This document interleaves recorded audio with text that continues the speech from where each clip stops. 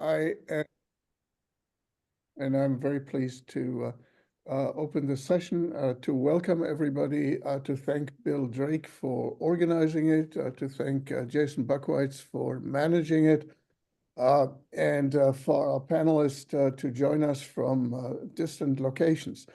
But partly because these locations are distant, I felt that perhaps I should also say a few words about the issue of disinformation from a more US free speech, First Amendment type perspective, because the concept of information integrity, frankly, and disinformation makes me somewhat nervous. And normally I'm the host, and so I will just introduce the topic, but here I have some opinions too. The problem with disinformation is, what is it? There is no specific legal meaning, at least not in the United States. There's usually, it means, I think, information or opinion we don't like, we don't agree with, we think it's harmful to what we believe in. There are, of course, some egregious cases, and those will be presumably shown as the argument for something of a regulatory nature, the egregious cases, but sometimes you throw in the baby with the bathwater, as I say, and you kind of, the remedy is worse than the disease. There is, after all, there is the right to say the earth is flat. There's no regulation that can prohibit you, at least not in the United States. There is the right to say that the world was created in 7 days. There is the right to say that Jesus walked on water. There is the right to say that inflation last year was 25% and that it's all Joe Biden's fault. Now, true, there are some exceptions: defamation, fraudulent advertising, financial misinformation, perjury, in some countries, hate speech. But disinformation brings us to another level because it is so vague. Governments, of course, like to regulate disinformation because it gives them a tool to control and to suppress speech by the opposition. And that's most easy to see for authoritarian governments. And then you go to the United Nations to legitimize this on an international level and to give an international stamp of approval. In some countries, even kind of not so authoritarian, have used this as a tool. Singapore, for example, has used misinformation, disinformation, and characterized this as libels against government officials, and then kind of ruined them financially, publishers, newspapers, journalists, by using this vague tool. Even in democratic societies, or not so democratic, in the bad old days in the American South, before the U.S. Supreme Court decided in Times versus Sullivan what defamation exactly means, it used the vague standards and the courts and the governments in those southern states to uphold segregation by claiming that people who argued against it were defaming or misrepresenting the truth. So how do we define disinformation? What are the criteria? And most importantly, who decides whether something is disinformation or not? And here, to make kind of a good example of an alternative, is Taiwan. Taiwan has a problem of disinformation kind of fairly targeted from the People's Republic of China, or so they claim. And the question then is, what should they do about it? And the government actually had a law in place, a bill in place to outlaw and to restrict and to limit a whole bunch of informational practices. And in contrast, that law failed because of the opposition, given the history of the country against authoritarian rule.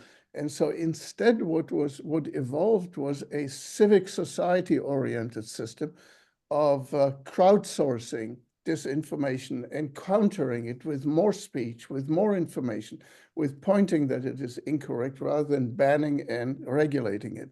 Now, in contrast, the EU has been edging towards a regulation. In the United States, I think that disinformation would rules and regulations, many of them would fail unless really tightly circumscribed, would fail in the courts. Because they would have to meet at least four tests, a four-pronged test. First, that something is in fact disinformation. Secondly, that it has an impact, that the statement has an impact on something that is important and material.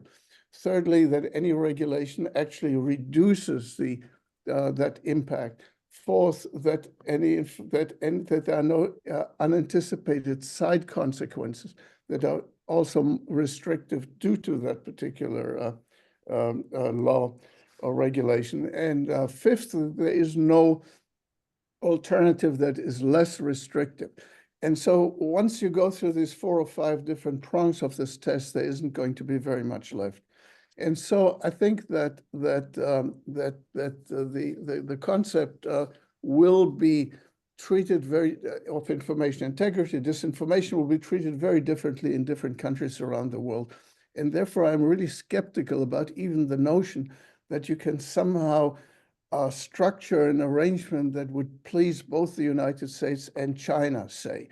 And so I'm perfectly happy to listen to this discussion, but I want to present right here at the beginning my skepticism about whether regulating disinformation is not worse than letting information, including disinformation, exist and counter it with more information.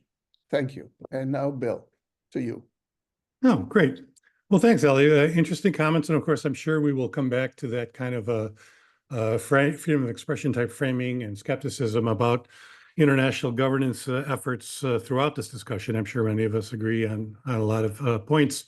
The point, of course, of this meeting is not to advocate for international governance of disinformation, but rather to talk about what's going on and why governments are doing this and what are the prospects and what does it mean. So anyway, hello, everybody. Welcome to the 3rd year of our seminar series. I don't know if everyone here has been to some of them before. A number of the people I see here have. But we've covered a wide range of topics over the past couple of years. And the videos of all of our sessions are on the website for the series that's included in the announcement. Our final meeting of the semester will be Tuesday, December 12th. That's less than a month away because we're rushing for the holidays. And it'll be the first of several sessions on the governance of artificial intelligence. We'll look at the Council of Europe's Framework Convention on Artificial Intelligence and Human Rights, Democracy, and the Rule of Law, which is the first global treaty on AI. And among the speakers will be the chair of the negotiations, Ambassador Thomas Schneider from Switzerland. And we'll also have Mark Rotenberg from the Center for AI and Digital Policy and someone else. So it'll be a good session. So please join us for that on December 12th. So today we're talking about the terrible twins of disinformation and intergovernmental governance, seemingly a timely topic given the US election. It's an interesting case. Everyone knows about disinformation and has strong opinions about it. There's zillions of meetings and analyses of disinformation, et cetera. And yet, when it comes to what's going on in the international governance sphere, the fact that governments are doing a lot of stuff tends not to be well recognized or understood by a lot of people.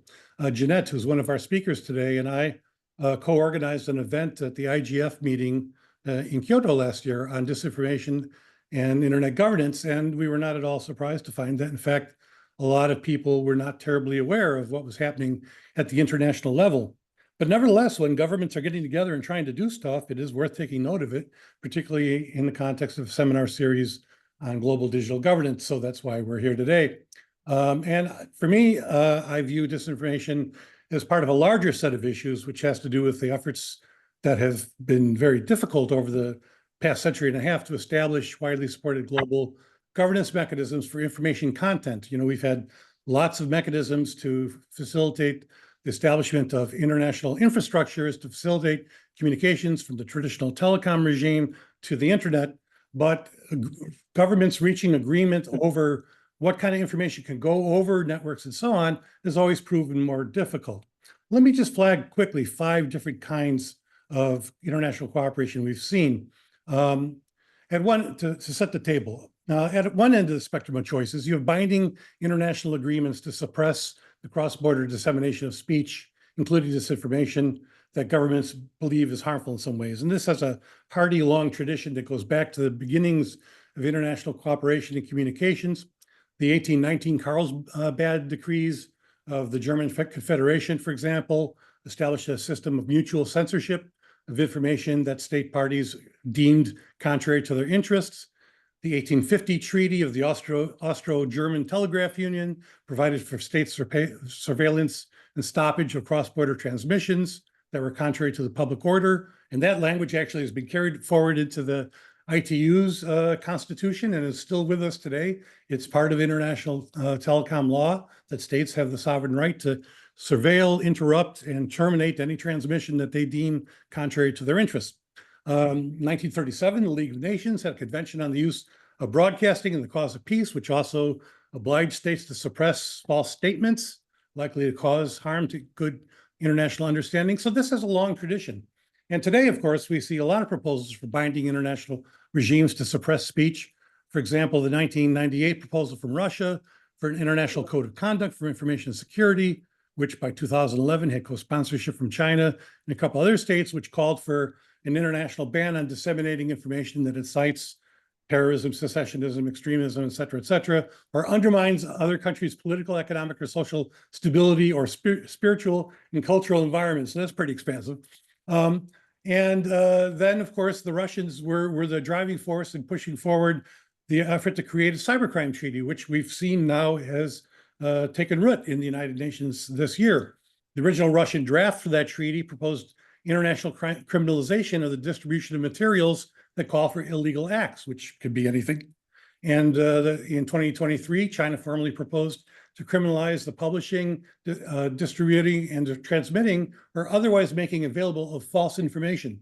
So you see, there are certain countries that have taken a real shining to the idea that you could use international instruments to try to suppress speech that they found problematic, including what they deem to be disinformation.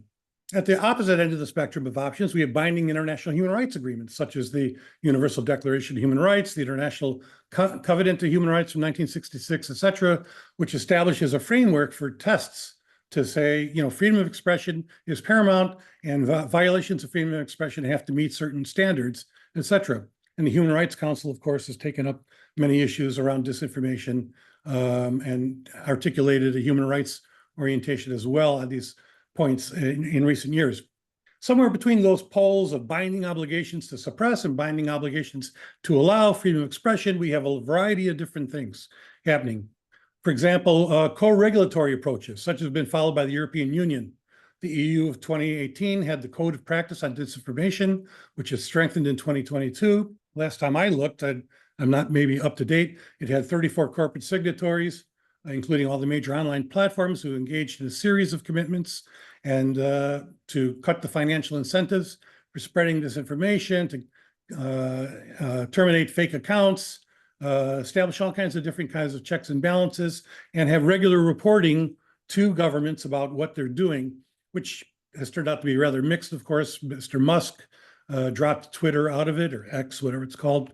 But it is tied to the Digital Services Act. There is the possibility of some kind of economic sanctioning. And of course, UNESCO also had guidelines on governance of digital platforms, which also kind of follows a sort of co-regulatory instinct as well, although perhaps a bit looser. We had a series about that in our seminar early last year.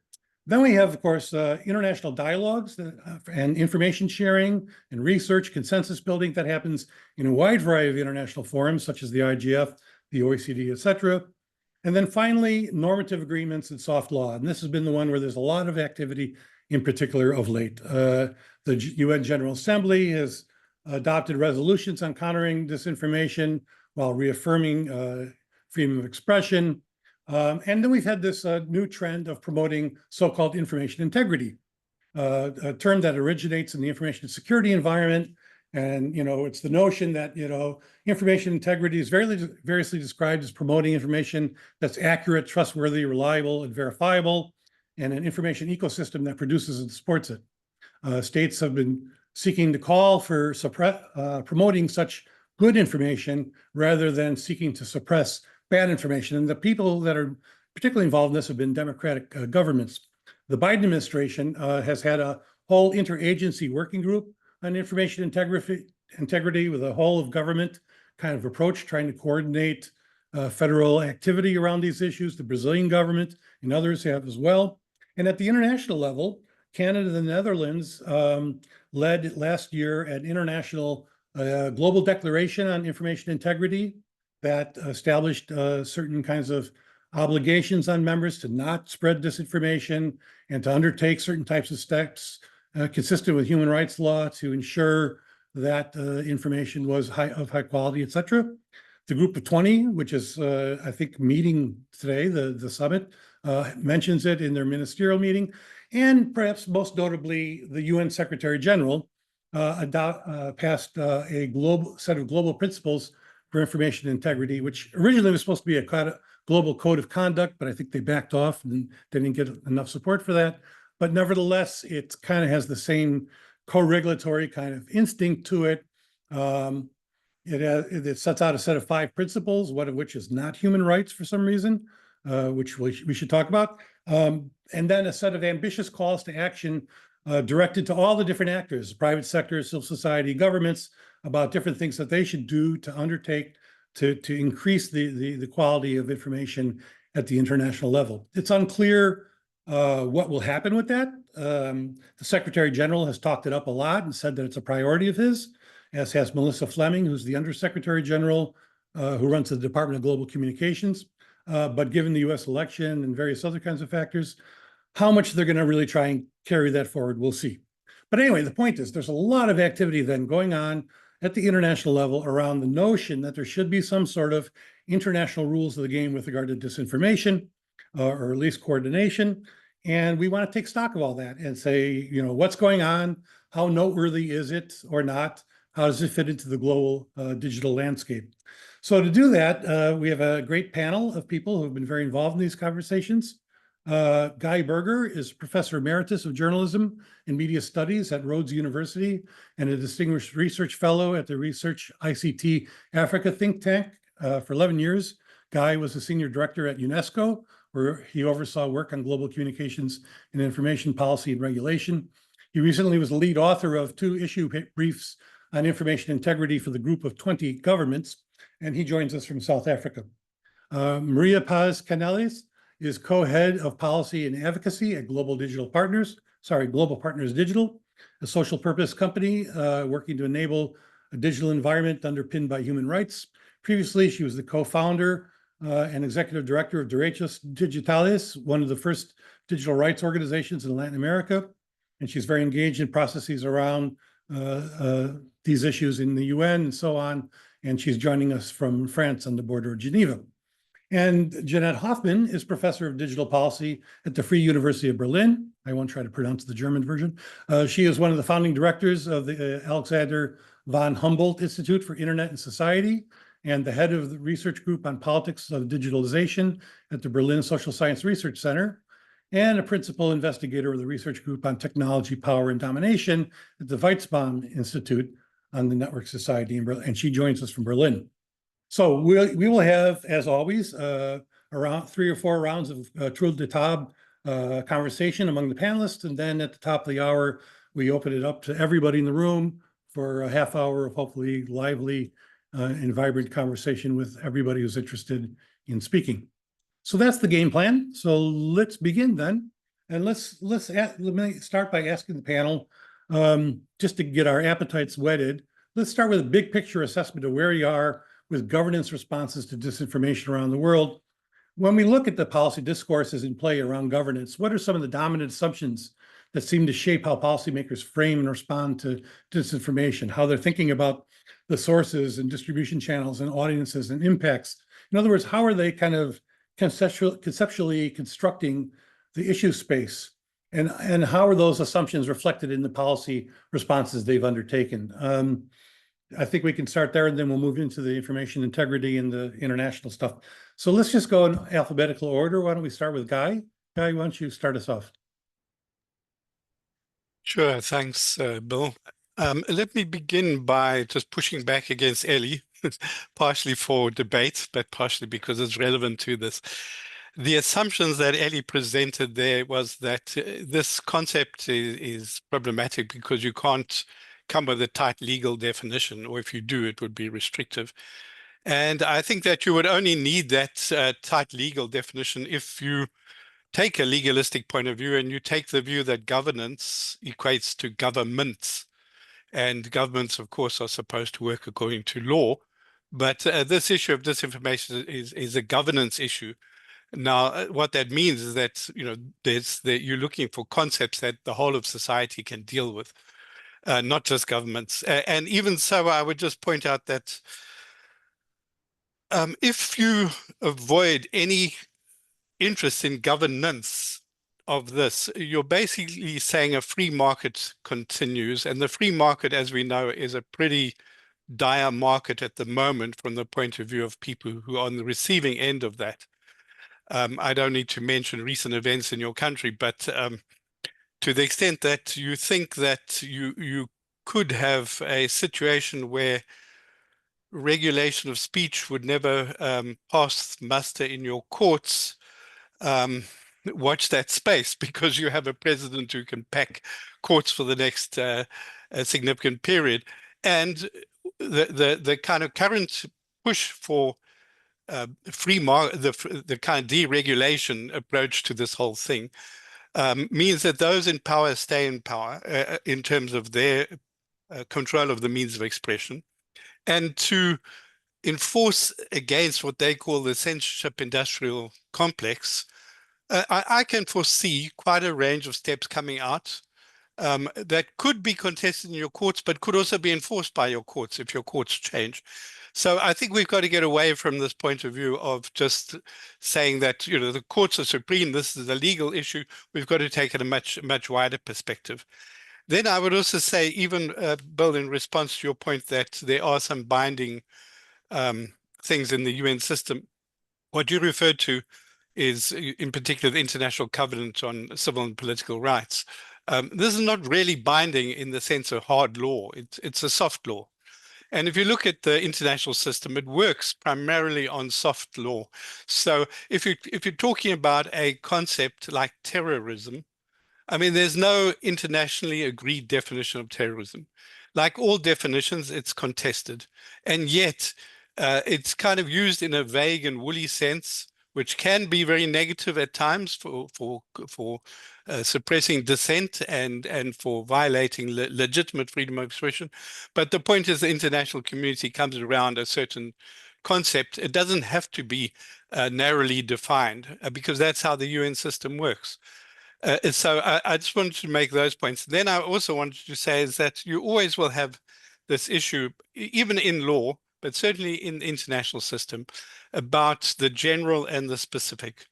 So in terms of the general right to freedom of expression, as you said, Bill, the International Covenant on Civil Political Rights says that it can be restricted, not violated, restricted, there's a difference, but restricted only under certain conditions, which I don't know if I need to. Well, let me just say quickly, must be necessary, must be proportionate, must be in writing, or must be predictable, and must be for legitimate purpose. And as you may know, Susan Benesch has the concept of dangerous speech. She's elaborated on conditions on this. The rebut plan of action by the Office of the Human Rights Commissioner has also elaborated on these things. So they have got, at that normative level, safeguards on restrictions. Now, the last point I would want to make here is that when you're speaking about governance and even governments, you don't have to speak about this in the sense of restrictions only. In fact, you can deal with these things in an enabling way. So the most obvious thing is that you may want to say, rather than shut down certain kinds of speech, you want to enable other kinds of speech. So, I mean, you have an example in your country, and kudos to you. You compel speech on cigarette packaging.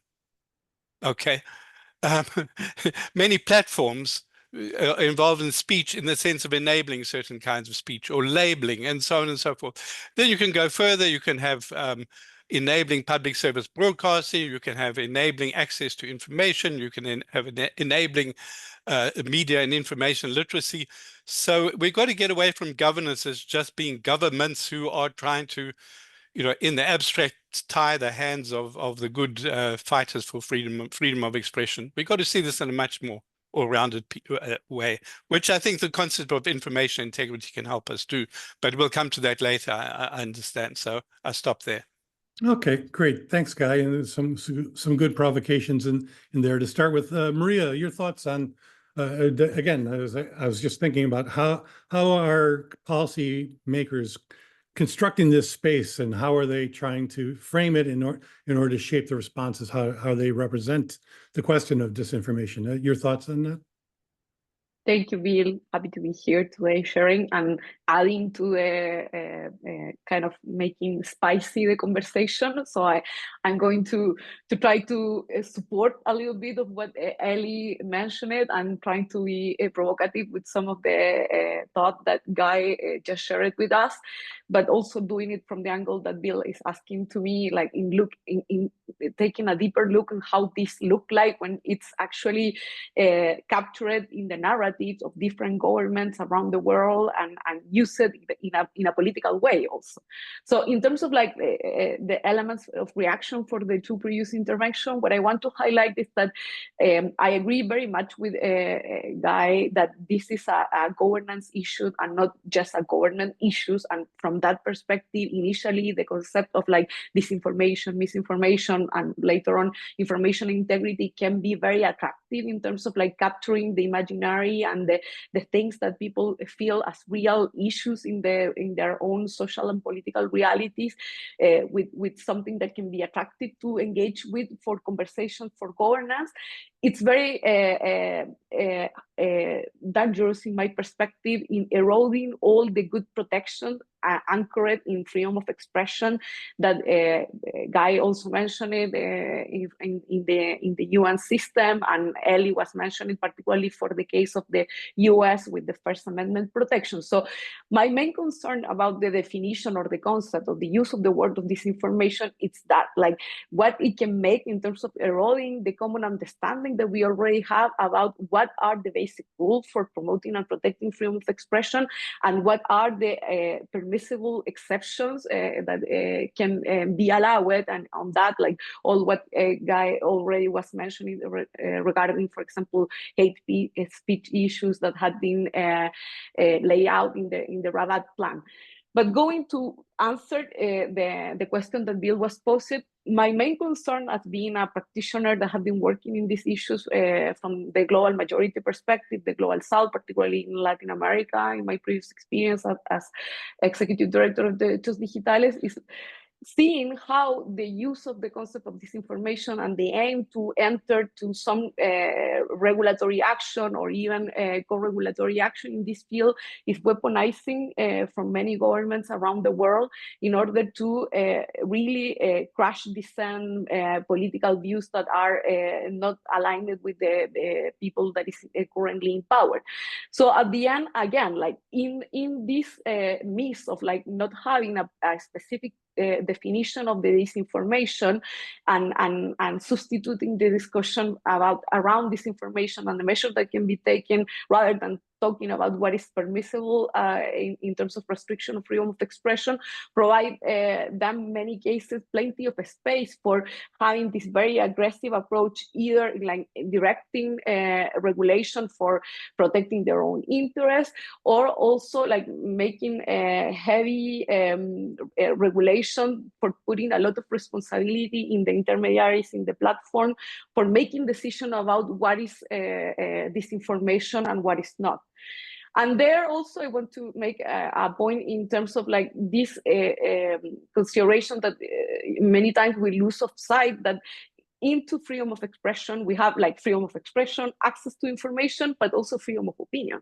So even though many of the measures that had been encouraged by local policies and even some of the international cooperation effort that Bill described at the beginning of this conversation, are looking into how to separate the true from the false. What are the reliable sources and which one we should not trust with? And these are very contentious issues, because that lose of sight that there are a bucket of elements in the exercise of freedom of expression and freedom of opinion, specifically, that are not able to be framed in that way in judgment of truthfulness or not. So I think that this is very relevant, because like when we encounter this conversation around disinformation, a lot of government try to simplify the discussion and to put everything in the same bucket. And I think that these are very relevant difference in terms of the standards and the rules and the type of measure that can be encountered that are very much allowing to enrich and to reinforce the idea of having a pluralistic information environment that allows that each one of the citizens or the users of the different digital channels for information can make a responsible consume of the information, and they are the ones that are deciding what are the information that they want to trust more or not. So I think that coming back also to some elements of agreement that I have regarding what Guy was mentioning in his intervention, I think that one positive side is that if we look into many of the instruments that Bill mentioned at the beginning related to international cooperation, what we are seeing is that in general, they tend to focus more than in the issue of restriction. They tend to focus in this positive aspect and that Guy was mentioning, like what we can do for improving the quality of the information environment. So focusing, if we see, for example, from the UN principles, and if we see also in what was captured in the Global Digital Compact, we see a commitment with digital literacy. We see a commitment with the creation of a sustainable environment that is pluralistic. So those kinds of measures talk about what Guy was mentioning, governance that focus in providing the right incentive for the information ecosystem to be healthy. And I think that that's a good sign. It is a challenge because usually this is like the long run. This is not the effective way to do it if you want to be politically popular in a country, because when a bad thing happens as the results of election in government that are authoritarian or restrictive of the exercise of right, people look into what else could be done in the realm of governance of digital platform for avoiding that these information disorders, as I like to call them, happen. But at the end, these long-run measures we see are the only ones that are more able to deal with this important question without stepping into the foot of the principles and the guidance that already exists in terms of what can be done for restricting freedom of expression. I'll stop there for continue the conversation. Great, thank you, Maria. Jeanette, your thoughts? Yeah, thank you very much, Bill. I'd like to start by reminding us how very recent the term disinformation actually is. It became popular only in 2016 with two events that were both considered earth-shaking, the Brexit outcome and the US election. Both events came up, with different results than everybody was expected. And the world started searching for explanations. And one of the explanations people came up with was evil Russia, evil China, trying to manipulate the innocent democratic countries, trying to self-determine their fate. And after that, after 2016, we really saw an explosion in research and publications and in public debates about this new threat to the digital world, disinformation. And the main contenders that were identified again and again were Russia, China, and social networks. Social networks today are regarded, at least where I live, as the main cause of disinformation. And to me, this is sort of like blaming the messenger. And I find it really dangerous, this link between disinformation and social networks, because it means to me systematically looking in the wrong direction. Disinformation, the way I see it, I mean, at least when we talk about threats to democracy, does not come from platforms. And even if it comes from Russia and China, these are not the main threats. The main threats are coming from above, from populist leaders such as Trump, Bolsonaro, the Kaczynski brothers in Poland, Boris Johnson in the UK, you name it. And I can say that there are empirical data that actually confirm this, that disinformation is prevalent first in autocratic countries and in democratic countries that are on the tipping point of turning into either illiberal democracies such as Hungary with Orban, or countries that are on the tipping point of autocratizing, like the US. And here you can see that populist leaders, but also political parties that have a populist agenda, use disinformation as a tool to communicate. It's a form of political communication, and that wouldn't be a problem if not their supporters held them to account, but they don't. And that is the question that I personally find most interesting, why so many people don't mind that their political leaders use open lies that clearly lack any evidence, that they don't mind, but on the contrary, even cheer to these kind of lies. When you see sort of the development of the Republican Party and its response to the rigged election, you can see that today every member of the Republican Party in the US has to sort of assent with that observation. You are becoming sidelined if you don't.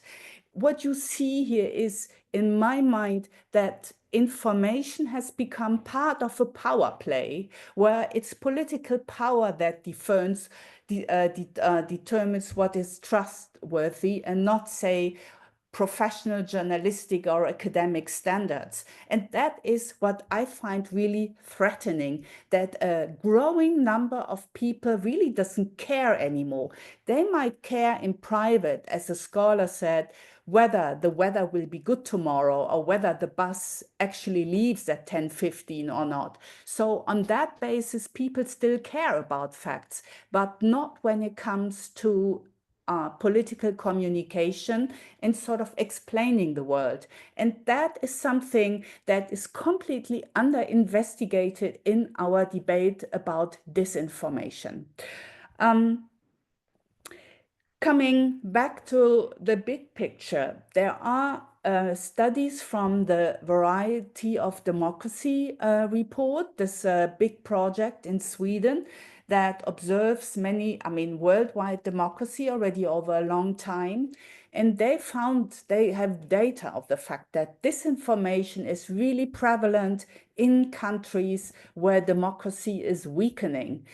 It's these countries where people sort of apparently feel alienated from their governments and turn into these, what I would call, fringe beliefs and counter narratives. And they showed us also for their latest report in 2024. So when people say that disinformation is threatening democracy, I would say it's actually the other way around. Disinformation has become a symptom for eroding democracies. And that is my problem diagnosis. Perhaps one last point I want to make. The American political theorist, Lisa Dish, in her latest book, she had a chapter on disinformation, and she makes the point starting from how disinformation is typically defined, that it's about deliberately manipulating people. She says that manipulation has always been part of the political rhetoric. That is nothing new, and therefore also difficult to distinguish sort of between normal, acceptable manipulation and non-acceptable manipulation. But she says people usually can handle that kind of political lies and forms of trying to convince voters. What they can't handle is circumstances where there is no way anymore of dispute disinformation. And her example is the Iraq war, the way the US government, together with the British government, walked the country into a war where people had no possibility to dispute what the government told them. Again, it's the government that was the one that sort of spread disinformation. And in this case, it was not part of a public debate where you have sort of other actors saying, no, I don't believe this, or sort of here is counter evidence. That was not possible. And she says, this is the kind of disinformation we have to be aware of, because in that case, sort of all forms of digital literacy don't help. That's my point of view. Great. Thanks, Jeanette. We have just a shy of 20 minutes before we open to the floor, so we want to try and go a little bit quicker through just two more rounds of questions. So if we can be concise on this. The first one, coming back to this notion of information integrity. I mean, my question is, here we have all the industrialized democracies and some other democracies putting forward this idea, the governments, with support from various stakeholders, that, you know, rather than focusing on suppressing bad speech, we're going to up the level of good speech by conceptualizing a good information environment, establishing metrics for it, and then trying to positively promote it. How useful do you think this is analytically in addressing this realm? And from a political standpoint, does it help? Does it provide governments with a better way into this difficult space? If we could just talk about that briefly, and then I just want to ask about thoughts on the international agreements to wrap it up. So let's go again, same order. Guy, you've written about information integrity for the G20 governments. What do you think about the contribution and the utility of this concept? So I think this is an umbrella concept which can encompass a lot of things, one of which is the fight against disinformation, whether you want that fight to be through fact-checking, debunking, pre-bunking, or whether you want that fight to be through taking action when people produce disinformation to defraud pensioners out of their income and so on. But the thing is, because it's an umbrella term, it can help by contextualizing fights against disinformation as one particular battle and a battle for something rather than just against something. So you're not just against lies and cheats, you are in favor of something. And so I think framing it like that is quite important. And then, as I've been trying to say, that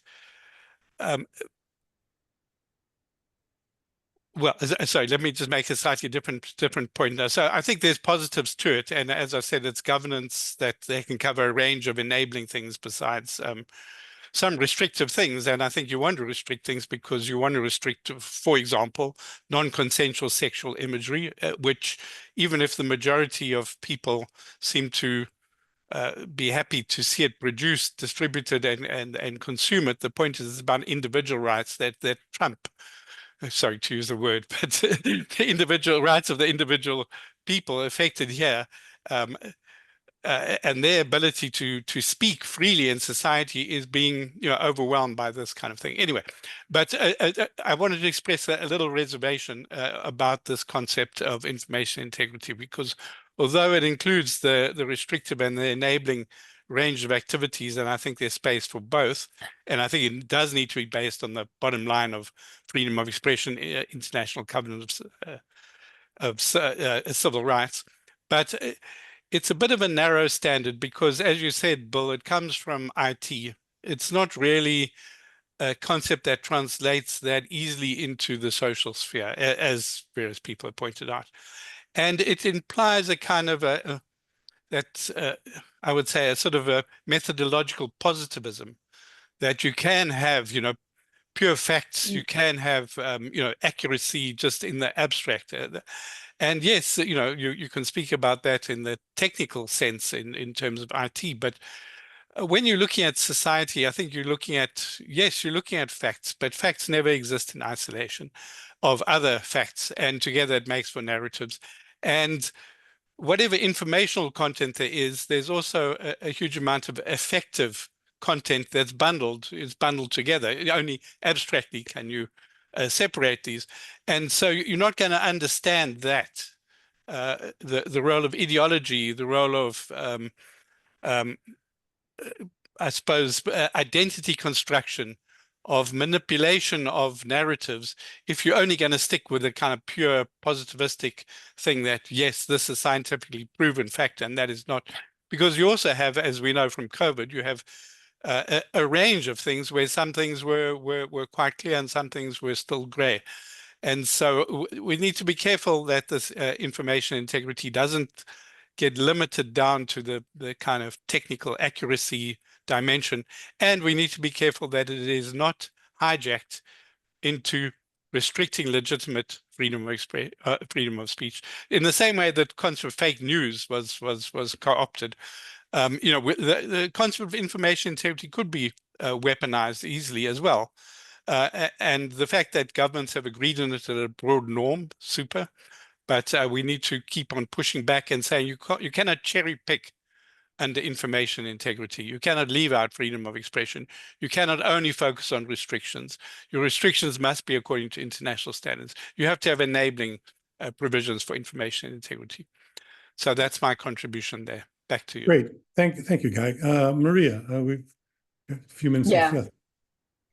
Again, for taking it where Guy left it, I think that going in this direction of avoiding information integrity to be cherry-picked and used for legitimate things that are incompatible with the exercise of freedom of expression. I think that one particular concern that I have heard a lot from my colleagues from the global majority or global south, whatever you want to call it, is that the element behind this information integrity concept coming from the security, as you have described it before, is like assuming there was a previous state of integrity of the information. So we want to restore it and we want to keep it. And this is not the reality for many places on the world. So many of, for example, even the positive things that are being proposed in going into support this information integrity can be very problematic in some different contexts. I put the most clear example for me, fact-checking. Fact-checking that will be something that in general is supported and recommended in many places that have a democratic structure, freedom of press, and not intervention from governments in the developing of media can be very controversial in many places around the world in which these conditions don't happen, in which the use of fact-checking is precisely the weaponization that government can do for controlling the information ecosystem. So this is kind of the things that we need to pay attention when we are talking about information integrity and promoting. Again, like the devil is in the details. The positive concept is something to praise. The same that we were talking about, the positive approach on addressing the concerns around this information. But the problem is that taking for granted certain elements in society, it can be very dangerous in many places around the world. So for being mindful of time, I will stop here this round. Thank you. Thank you, Maria. And Jeanette. Yeah, thank you. I have to confess, I really, really dislike this term, information integrity. As you said before, it comes from the security world and it feels like a securitization of the public sphere to me. Normatively, I would say it sounds like a hodgepodge of human rights and some other standards that have nothing to do with what I would call public discourse, sort of this matter of accuracy. As Eli said before, we all have the right to say the earth is flat. That is not accurate. Does it then make it information that is unhealthy for the new ecosystem that we talk about? So what is part of the problem, I think, of this new language that we introduced, that it does not reflect public discourse, it does not reflect clash of opinions and beliefs, and it sort of works, the kind of language works both for democracies and for autocracies. Some people have started to write about the pathologizing of the public sphere and what it means if healthiness becomes a standard that all governments agree to.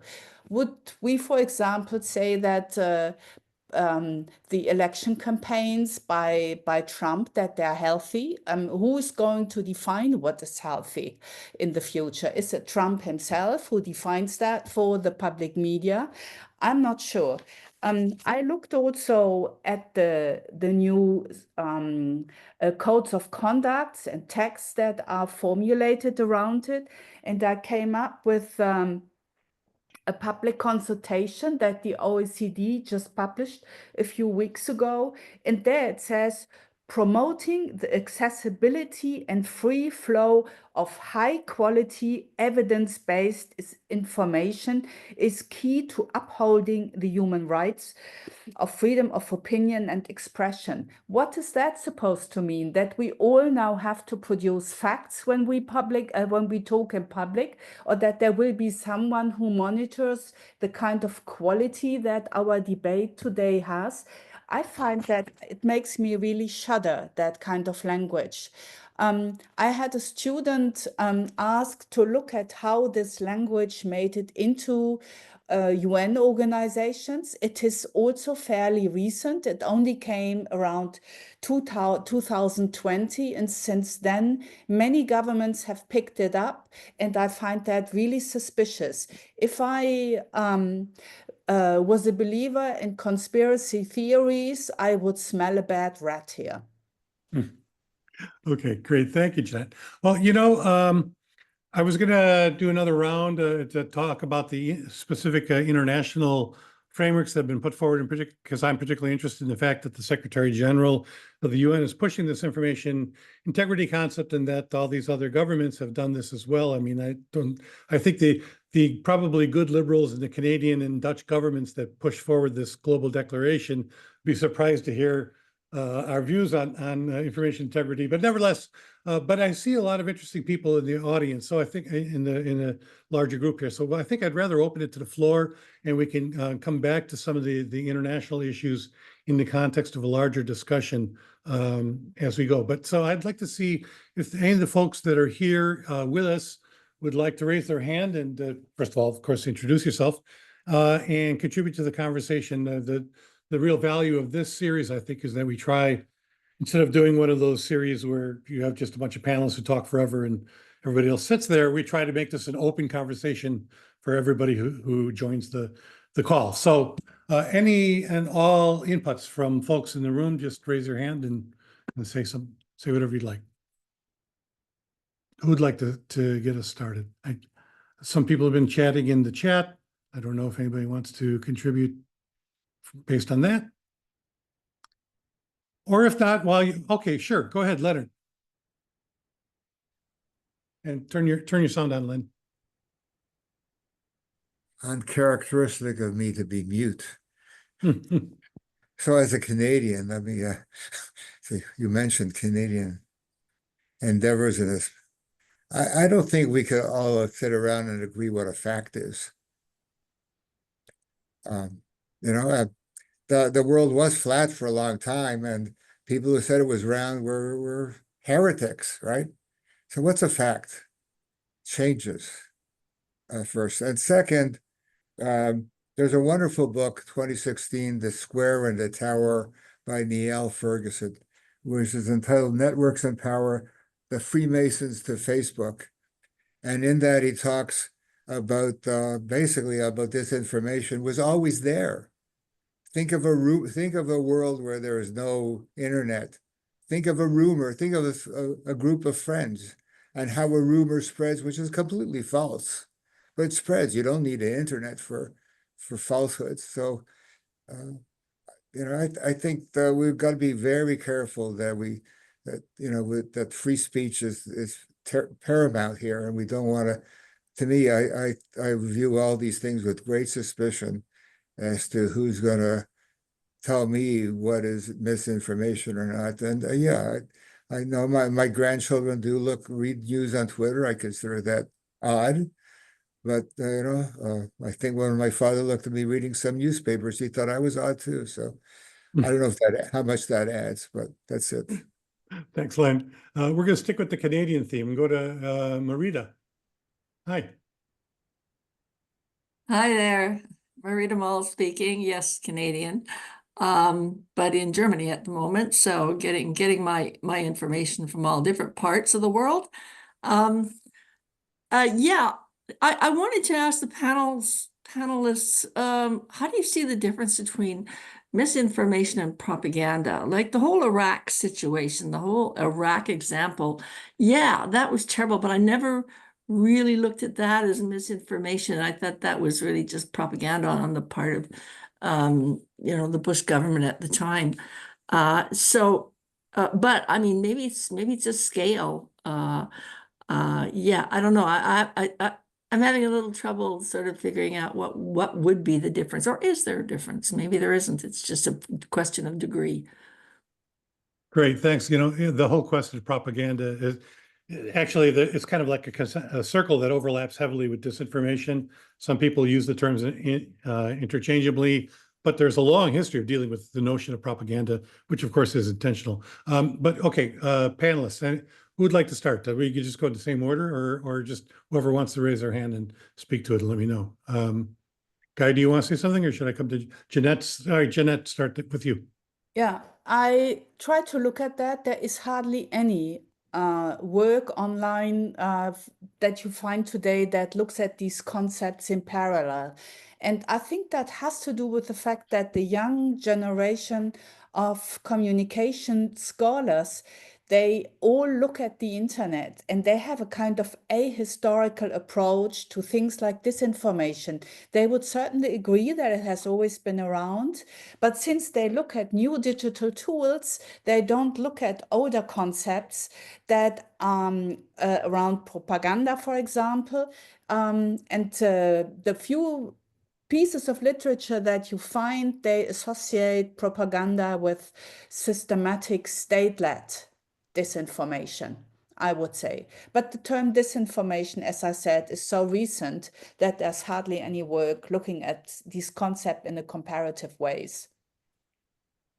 It is interesting how ahistorical a lot of analysis and discussion of these topics is. I mean, yes, propaganda, of course, has a very long history. And of course, I started out by talking about the Carlsbad Decree. So other panelists who'd like to get in. Yeah.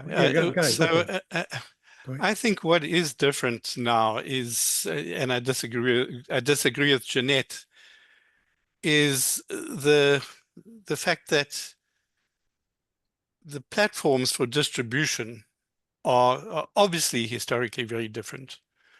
They are certainly not neutral in terms of their commissions and their omissions. And I do fear that with the Musk effect, you're going to see platforms doing even less content moderation because they can get away with it, and it's cost them less money. So that is different. And I think that is part of the thing that brings me to respond to the first comment there, that it's not about the taking away people's right to speak bullshit at all. It's a question of so how do you stop that bullshit from flooding the zone? Mm-hmm. I mean, that's really what it's about. And in some cases, that bullshit may be so serious and so dangerous you want to restrict it. But in other cases, what you're really looking at is the total content mix. And in that mix, making sure that, for example, journalism is not overshadowed undermined, attacked with impunity, which is what is happening. I mean, so people are exposed to an incredible amount of misleading content, which is also effective content, which makes it propaganda in my perspective. And are we going to sit there and just let this carry on?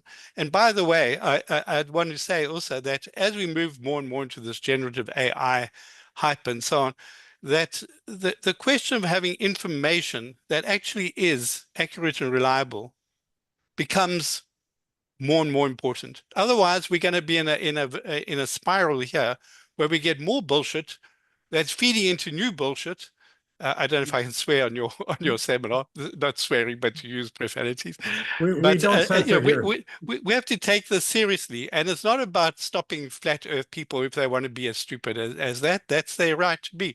But if somebody starts saying, I'm going to double your money if you invest here, and does so and cons people into that, or somebody else says, take bleach, it's going to, really, fix your COVID condition, whatever. Those are quite serious things that we need to, figure out how we're going to deal with them. You can't just let a free market go there.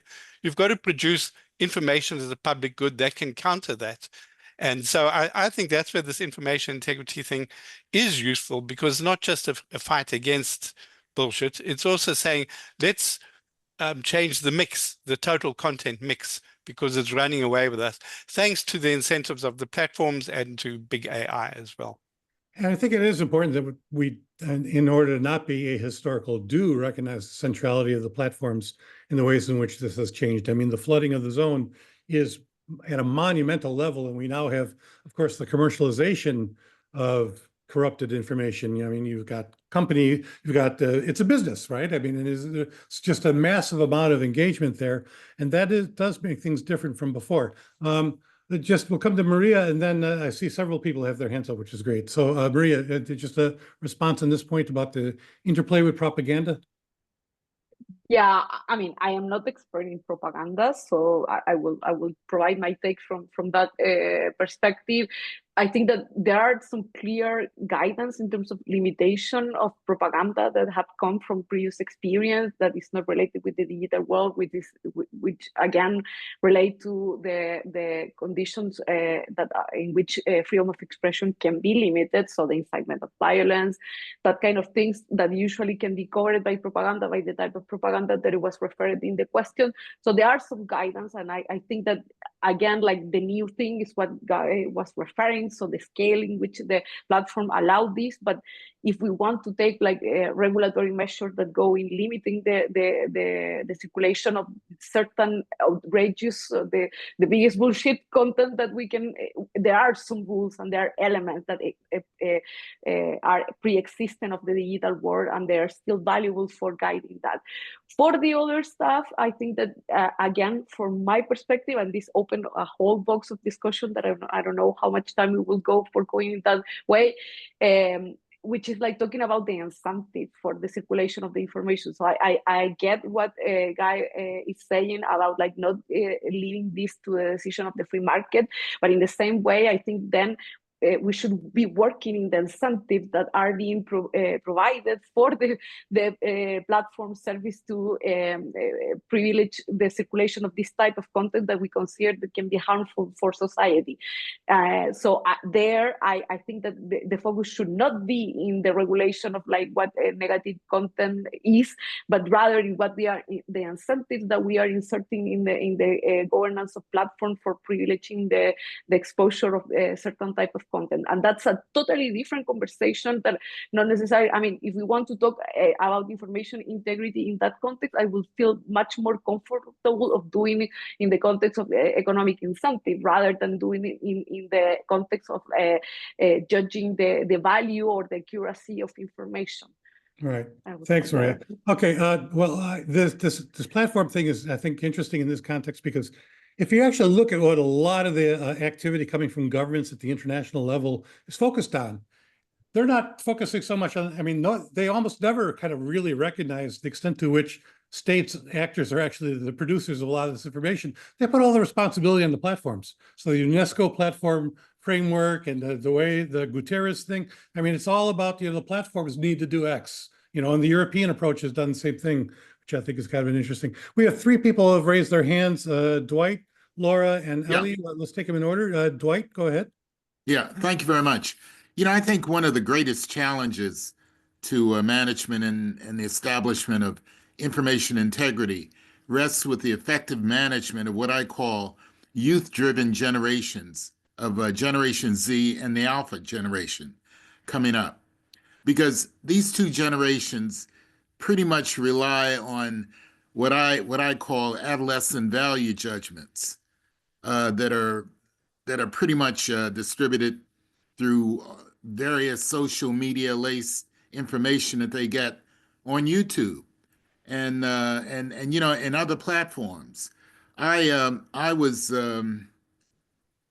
amazed. I was watching a documentary on Hulu about an individual who former a New Yorker who is 19 years old, and I think Ellie probably knows what I'm talking about.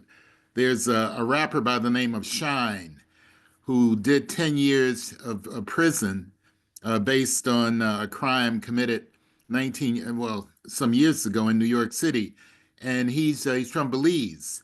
He is now running for the position of Prime Minister of Belize, and he has a documentary that's very popular on Hulu now, talking about how much he learned about government and the management of people and the management of governments that he plans to employ in a very positive way in strengthening the governmental position and the value of management of the people, his relatives on the island of Belize. I was, and as a professor here in Washington, D.C. at an HBCU, I'm beginning to see more and more young people who are not reading books. They're not even in communication majors. They're not even paying attention to the traditional sources of news that all of us are, have sort of grown up on, and they're relying on digital nomads and other people who are providing very unconventional points of view about what is appropriate information and or propaganda, whatever you want to give the name. So I think with the election of Donald Trump and what he promises to bring, I think we're in sort of a deep amount of trouble here in the management of our future leaders. Yeah. The demographic aspect of this, I think, is important as the role of the youths and the manosphere. I didn't even know about the manosphere. Why don't we take three interventions and then come back to the panel for integrated responses so that we get more people speaking. So could people say who they are too when they introduce themselves? Laura, go ahead. Thanks, Bill, and hi, everyone. My name is Laura DiNardis, and I'm really enjoying this discussion. Thank you very much. And my question is beneath content a little bit. So I really want to acknowledge the challenges that everyone said, and they're made worse by things like algorithmic ordering and social engineering techniques, and people literally being tricked by bots, not necessarily actual people, fake people, all like fakes all the way down the stack, including how we get hacked. And I want to tie this in particular to this group, which knows a lot about multi-stakeholder governance. And I want to ask the question of how to bring that multi-stakeholder governance, not governments, but governance into all of us, and targeting what people, I don't like the term digital literacy. I don't use that. But the question is, how can we move this into the receiver of information and the receiver of all of this manipulation? And, literally, what can people do to help make this a more, I don't like to use the word truth either, but to solve some of the problems that were described. Thank you. Yeah, I think the multi-stakeholder dimension is one we definitely want to talk about as well, for sure, Laura. So thanks for that. And then Ellie, you're. So I really enjoyed this conversation. And my problem is that while we can wring our hands about disinformation and fake news and despise it, whatever. The question is, what are we going to do about it?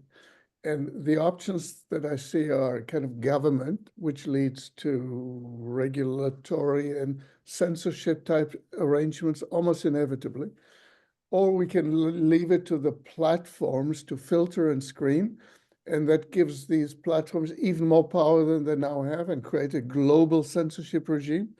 Or we can have this crowdsourcing, but that also leads to manipulation because you can organize a small crowd and you can kind of like a flash mob that somehow disputes information and makes it go away.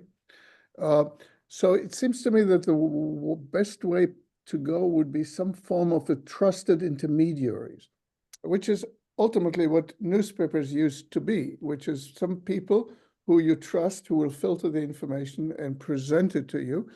And you can choose which of these trusted intermediaries you would go. That, of course, has the danger of stratification along political lines and otherwise. And then there might be a technology solution, AI, a personal AI agent that filters information that works for you.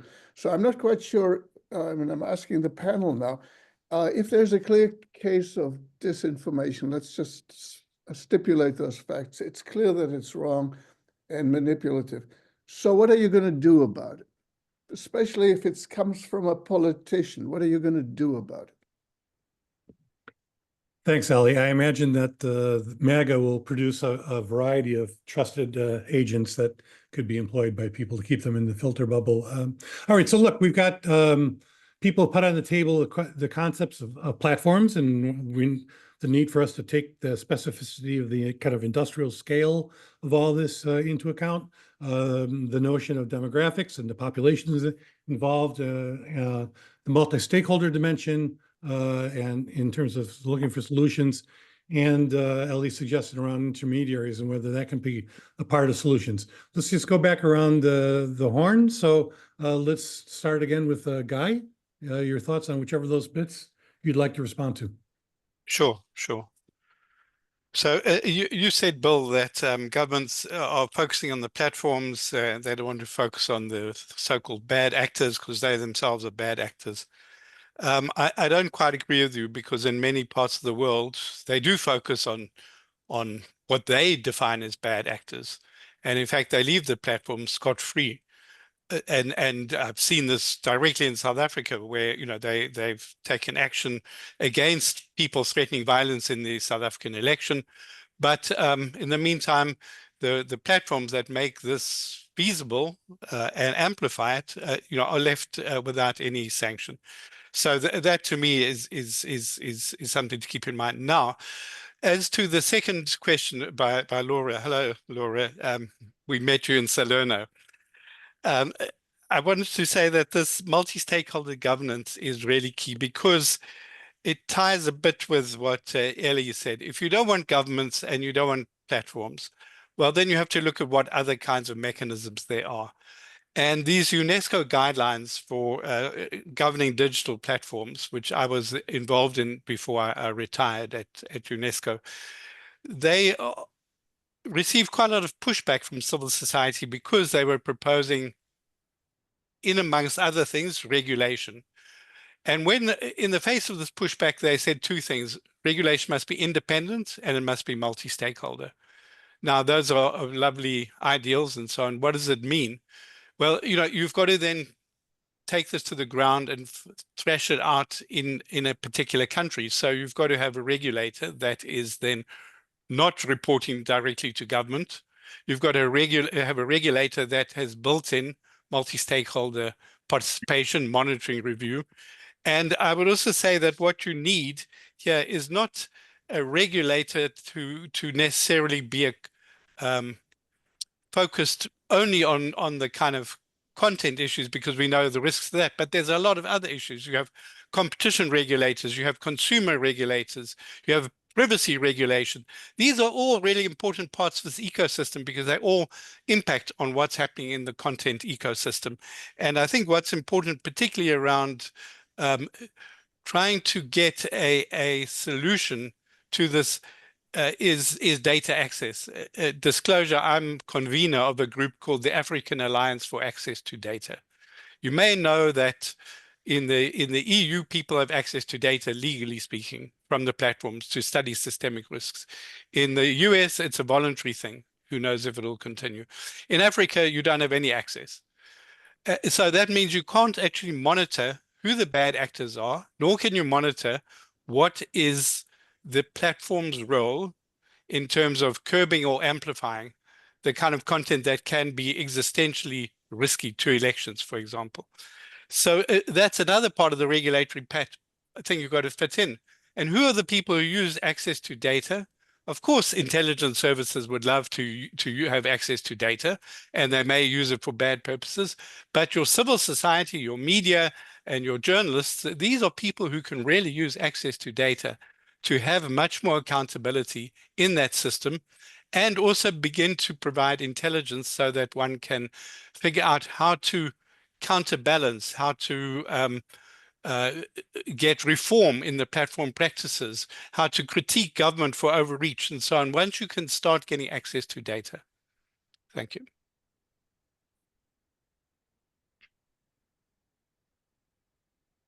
I'm talking with my mute on. The question of the, even pros make mistakes. The question of scholarly access to the research, to the data for research and so on, is actually part of both the Global Declaration and the Guterres things, trying to encourage platforms to divulge, make that information, and the UNESCO as well, yeah. Okay, but there are a number of other points on the table as well that we've talked about. Maria, you want to pick up any of those themes? Yeah. Only for like also adding my +1 to the access to data for researchers. This is a aspect that also from GPD we have been working on with the partners from Global South, in kind of like understanding better how those kind of provision can be leveraged. The existing one, like the Article 40 of the European regulation, but also like this discussion are starting to happen in the context of platform regulation discussion at the local level in different Global South countries. So we are very much keen to support continuing this discussion and engagement and collaboration between Global South and Global North civil society and researchers in this topic. So just for making the pitch, if anyone is interested in follow up that line of conversation. And then in the other question that were posed before, I want to make a point related to the ability to identify the provenance of information. I think that a lot of the idea that Eli was kind of alluding when he was like referring to the role of journalists or the media, traditional media, in terms of being trusted intermediary. I think that it's a way in which we tend to understand in the past the possibility of identifying where an information was coming from. So now what we have in the digital sphere is that reference had been lost, because before we knew this channel or this newspaper was adhering to certain ideological views or political perspective, and this is lost in the digital sphere with the circulation of information.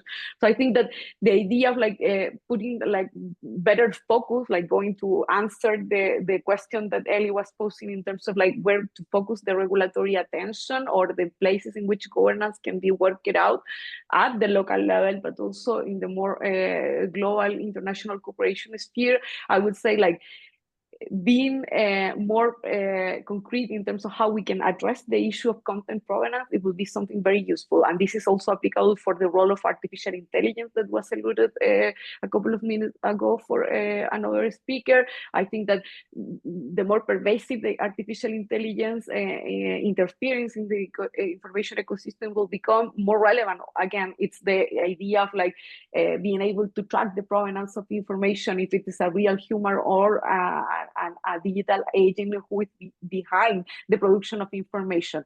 And the second one, I will say that it's the issue of incentive for platforms. Again, like we don't want them to become the ones that are judging the accuracy or the quality of information, but we want them to have the right information for not continue to making viral things that are of not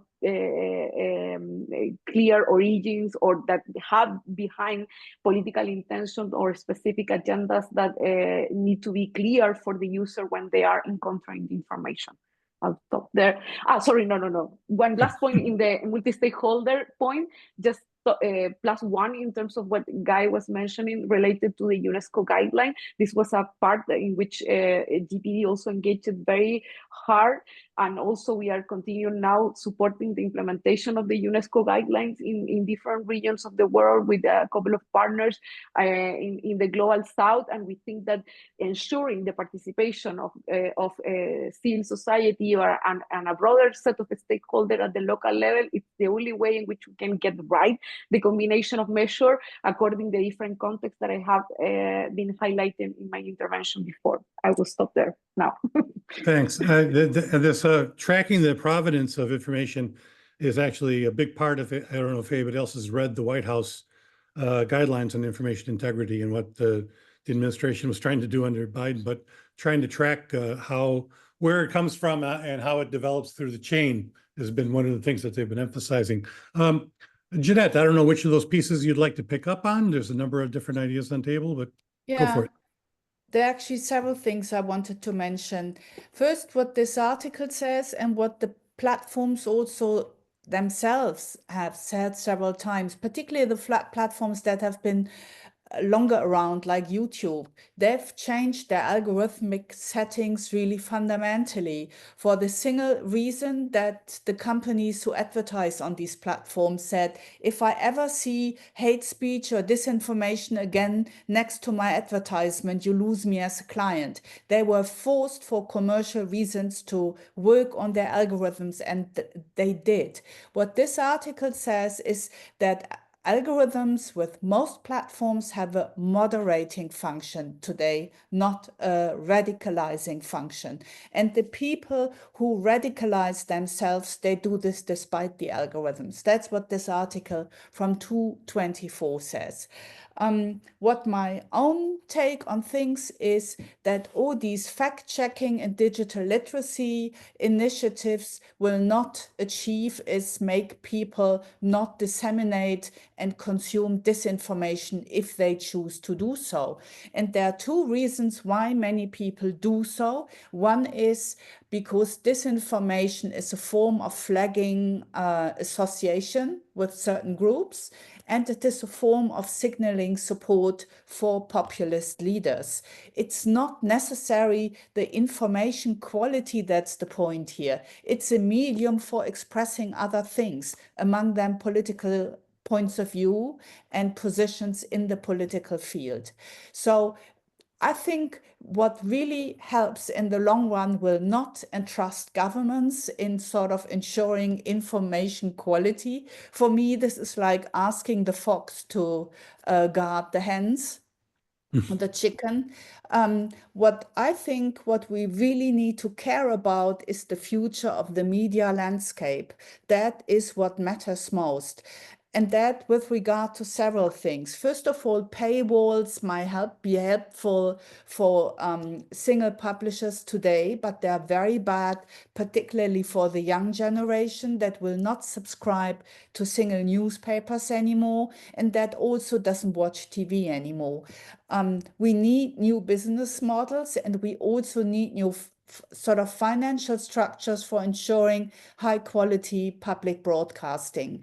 And what I see is more or less the opposite. I sort of miss broad coalitions of professional media specialists looking at national solutions for a big problem that is more or less global.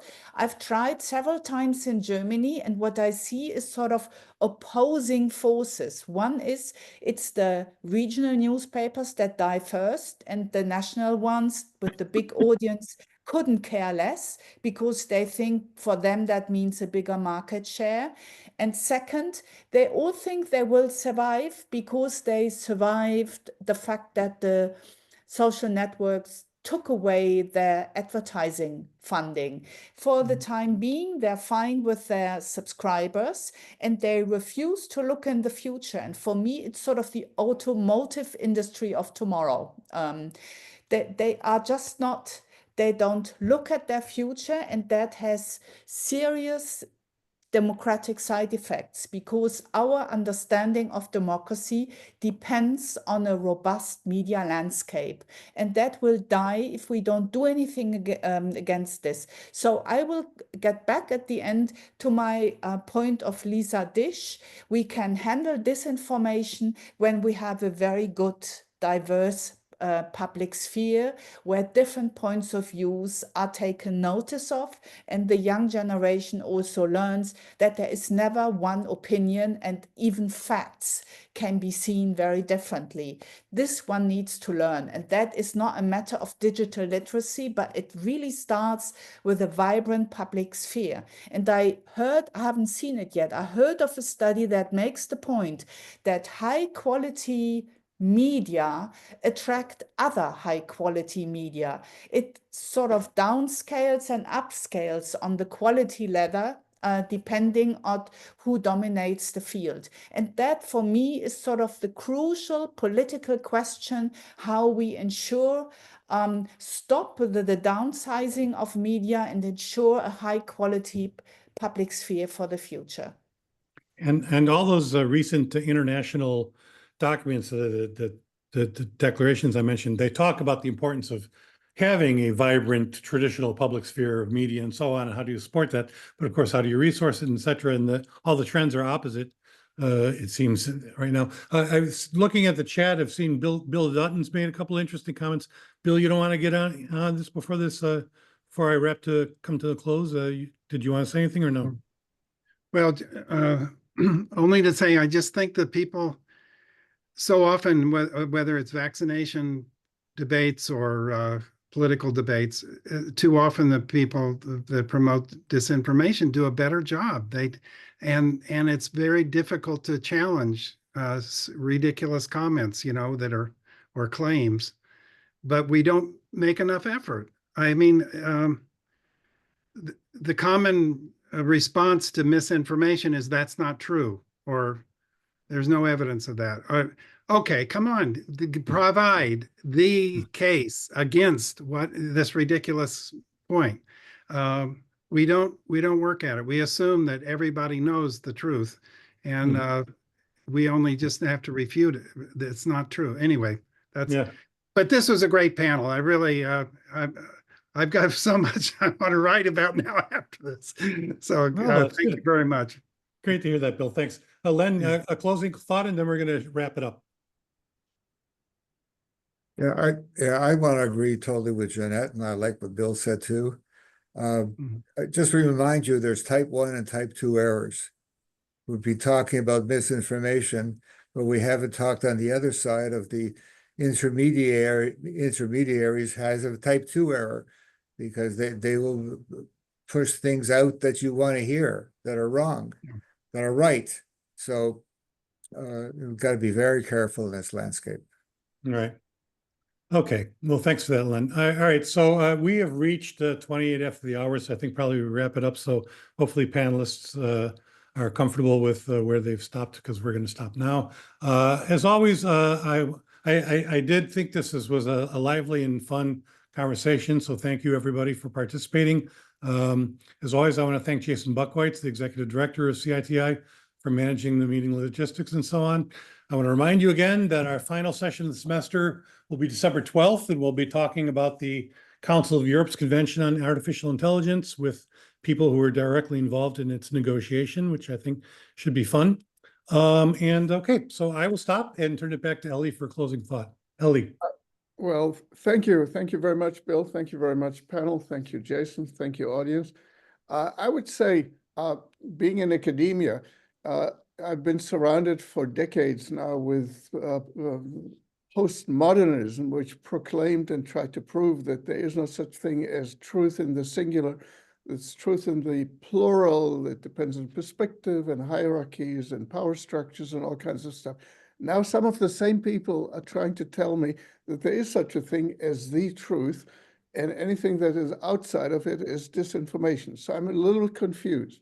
I would say, on the whole, that Jeanette's perspective on the vibrant public sphere is probably the way to go, as long as it does not mean supporting of the incumbents, like an incumbent protection. So the public sphere has to include also new voices, new styles, new outlets, etc. So once we can somehow look at what's missing and how do we make sure that it exists, I think we can have a vibrant public sphere, and people will have to drift to those outlets and that information that works for them, and kind of try to avoid the other one. Is this a perfect solution? Of course not, but I think in comparison to the other solutions, I don't see anything better around.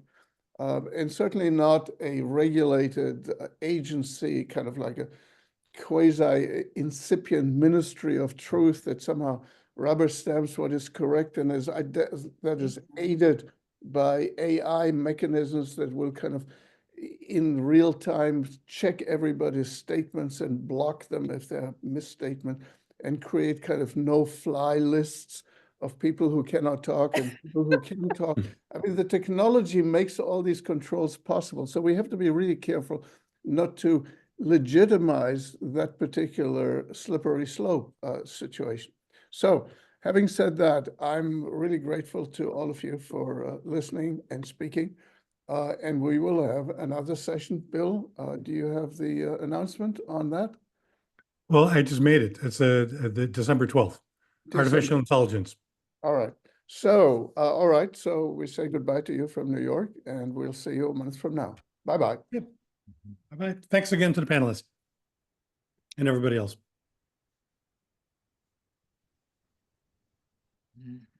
Bye all.